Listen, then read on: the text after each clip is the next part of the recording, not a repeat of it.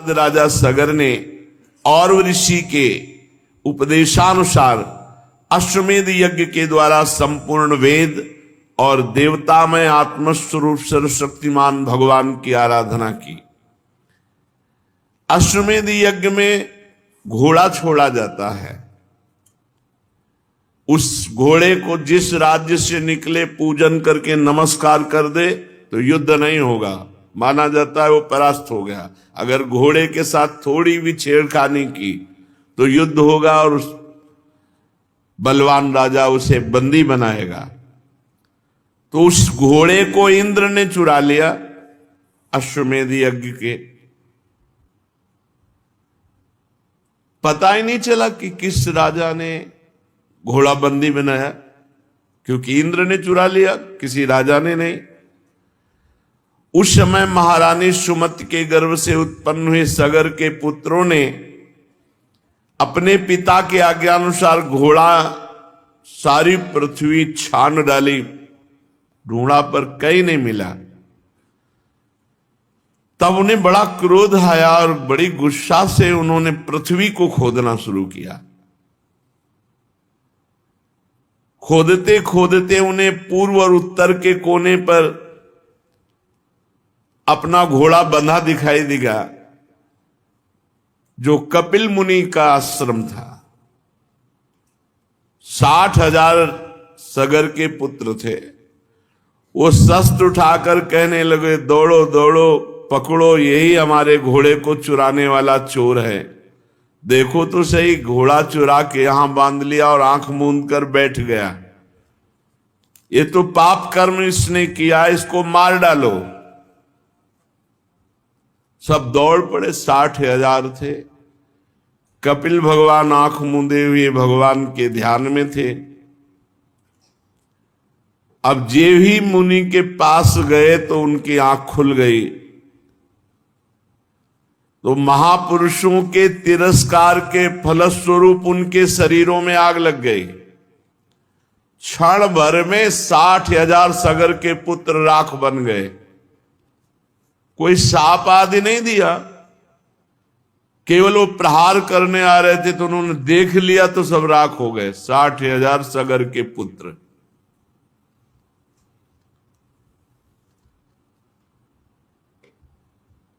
ये महापुरुषों के अपराध करने का फल है, क्योंकि कपिल भगवान तो गुणातीत स्थिति में है, वो क्रोध काहे को करेंगे। भला कहीं पृथ्वी की धूल का भी आकाश से संबंध होता है? ऐसे ही भला क्रोध का संबंध दिव्य महापुरुष से होता है? ये तो दिव्य महापुरुष है, भगवत प्राप्त भगवान के अवतार ही है। ये संसार सागर एक मृत्युमय पथ है, इसके पार जाना अत्यंत कठिन है। परंतु भगवान कपिल देव जी ने सांख्य शास्त्र की ऐसी दृढ़ नाव बना दी, जिससे मुक्ति की इच्छा रखने वाला कोई भी व्यक्ति उस समुद्र के पार जा सकता है। परम ज्ञानी परमात्मा हैं कपिल भगवान। भला उनमें शत्रु और मित्र का भाव कैसे आ सकता है? अब जब सगर को पता चला कि 60,000 पुत्र हमारे भस्म हो गए, तो उनकी दूसरी पत्नी थी केशनी, उनके गर्भ से असमंजस नामक पुत्र हुआ। असमंजस के पुत्र का नाम था अंशुमान। अंशुमान अपने दादा सगर की आज्ञाओं का पालन और उन्हीं की सेवा में लगे रहते थे। असमंजस पहले जन्म के योगी थे, विषय संग के कारण योग से विचलित हो गए थे, परंतु योग का प्रभाव इस जन्म में भी था, इसलिए वे कोई भी अच्छा काम नहीं करते, सब काम बिगाड़ देते कि कोई उनसे प्यार न करे। जिससे सब लोग यही समझने लगे थे कि असमंजस पागल हैं। वे कभी कभी अत्यंत निंदनीय कर्म कर बैठते और अपने को दिखाते बुद्धिहीन पागल। यहां तक कि जब बच्चे खेलते होते तो उठा के सरयू में डाल देते। बड़ा उद्विग्न कर दिया सबको। महाराज सगर जी ने देखा कि ये असमंजस हमारे बिल्कुल विपरीत आचरण, तो त्याग दिया। जब असमंजस ने देखा कि हमारा त्याग हो गया तो जितने बालक सरयू में फेंके थे सबको जीवित करके अपनी अपनी अवस्था के अनुसार नगर में छोड़ दिया और आप वन के लिए चले गए। अयोध्या के नागरिकों ने देखा कि सबके बालक लौट आए, तब राजा सगर को बड़ा पश्चाताप हुआ कि हमने अपने सिद्ध योगी पुत्र का पागल समझ करके अपमान किया। अब अंशुमान को आज्ञा करी तो उन्होंने अपने जो चाचा से 60,000 लाख बने हुए थे,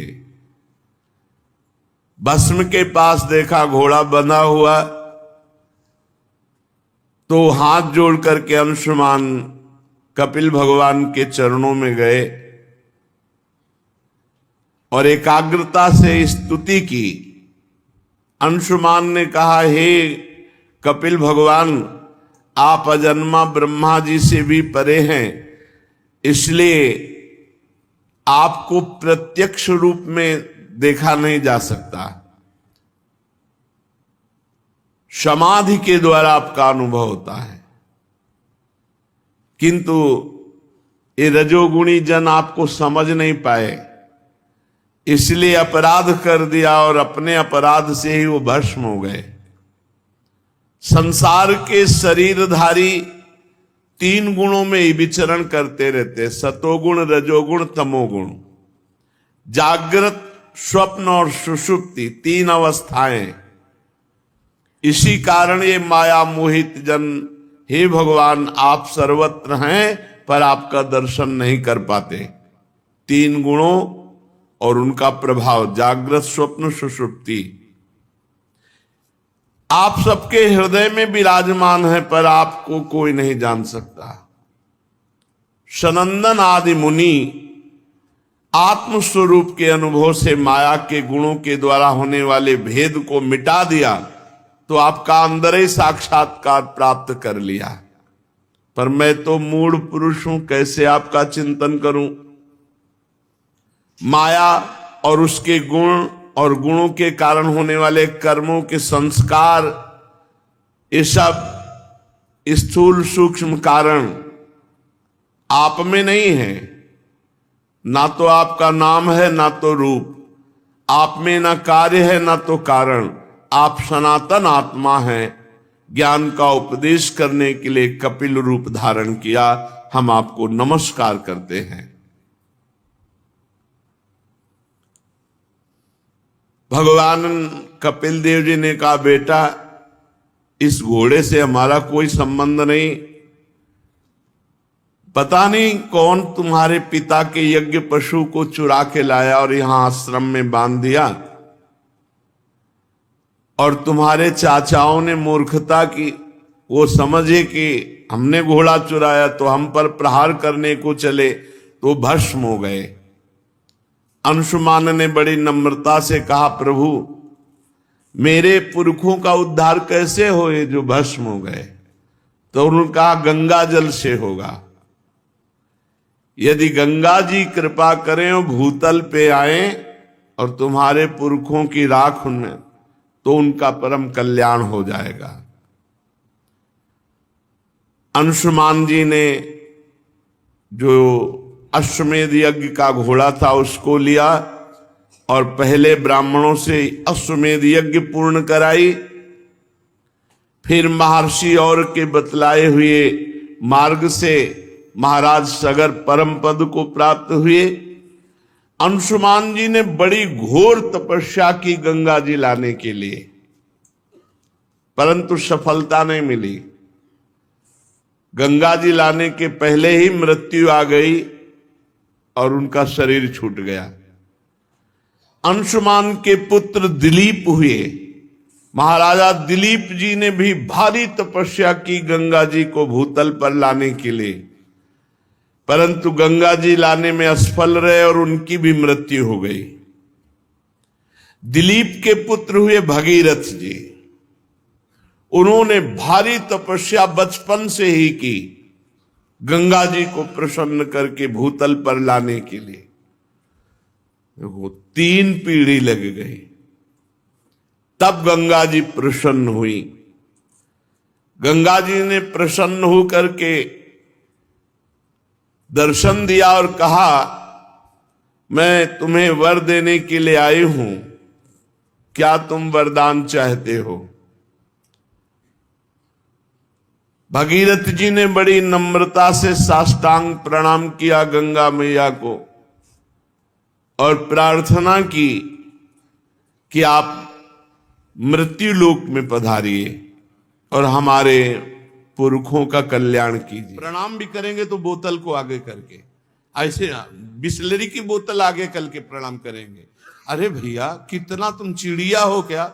एक बार पी लो तो 2-4 घंटे के लिए तो तुम मरोगे नहीं, उतने के लिए तो तसल्ली रखो। ये बार बार जो चुगना है, हम आपको बताएं, डॉक्टर पार्थिव शरीर के होते हैं और पार्थिव शरीर स्वस्थ रहता है अध्यात्म से। आप इतनी बात समझना। प्रत्याहारम, दिमाग स्वस्थ है, मन प्रसन्न है तो शरीर चाहे जितना स्वस्थ हो आनंदित रहता है, ध्यान रखना। और दिमाग अस्वस्थ है तो चाहे जितने स्वस्थ हो कुछ काम नहीं। एक खान पान में थोड़ा संयम करो। हाँ, कैसे कैसे लोग पसंद क्या क्या कर रहे हैं, कैसे कैसे पसंद कर। अरे सुंदर दाल रोटी बनाओ, घी से चुपरो, अपने शुद्ध घी जहां से मिला हो गौशाला आदि से भगवान को अर्पित करके नाम कीर्तन खाओ, देखो बुद्धि शुद्ध होगी। हमें लगता है कि बहुत आहार पर सावधानी रखनी चाहिए, आहार शुद्ध रहेगा। प्राणायाम व्यायाम जरूर होना चाहिए। सुनो, जरूर होना चाहिए, हम कहते हैं जरूर होना चाहिए। गांव की माताओं बहनों को कभी अस्पताल जाने की जरूरत नहीं पड़ती थी किसी भी विषय में। क्यों? 4 बजे से सुबह शुरू होती, श्री राम जय जय राम। चक्की में 5 किलो आटा पीसा, बाजू बन रही 5 किलो आटा, और सब हष्ट पुष्ट मेहनत करे, सब बलवाल। अब यहाँ 1-2 भी, वो भी ब्रह्मचर्य परिपक्व, फिर गृहस्थी में गए, खूब मेहनत। कुएं से पानी खींचने के लिए 30-40 हाथ कुआं, पानी खींच के 5 बाल्टी 10 बाल्टी ना, एकदम मस्त शरीर। अब चारा बैलों को काटना है हाथ से, एकदम पुष्ट। अब यहाँ भैया सब काम बटन वाले हैं। घुर पानी चढ़ के टंकी में पहुंच गया, तुम्हें वहीं दरे में पानी मिल जाएगा। चक्की में बटन भी पिस गया, वो स्टार्ट की, ट्रैक्टर खेती हो गई, मेहनत का काम नहीं रह गया। तो हमारी प्रार्थना है सब सत्संगियों से कि चाहे वृद्ध शरीर हो, 10 मिनट तो प्राणायाम कीजिए, 10-15 मिनट थोड़ा इधर उधर हाथ पैर हिलाइए, 1-1.5 किलोमीटर चलिए, जरूर चलिए, तो आपकी दिनचर्या बनेगी। देखो, यदि आप शरीर को व्यायाम और दौड़ भाग में नहीं लगाते हैं तो सबसे पहली बीमारी का नाम है कब्ज, और यही हर बीमारी की मां है।